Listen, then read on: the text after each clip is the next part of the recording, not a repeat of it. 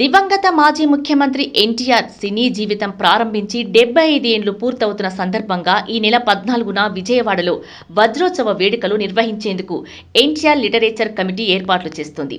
ఈ వేడుకకు ఎన్టీఆర్ కుటుంబ సభ్యులతో పాటు మాజీ ఉపరాష్ట్రపతి వెంకయ్య నాయుడు, పలువురు సినీ రాజకీయ ప్రముఖుల్ని ఆహ్వానిస్తున్నట్లు ఆయన తెలిపారు.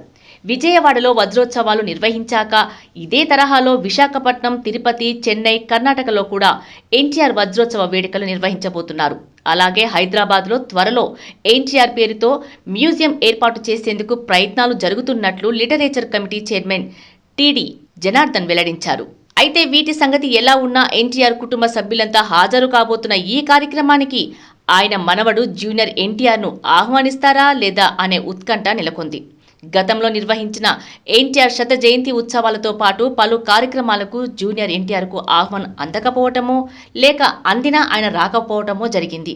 దీంతో జూనియర్ను నందమూరి కుటుంబం దూరం పెడుతుందన్న విమర్శలు వినిపించాయి.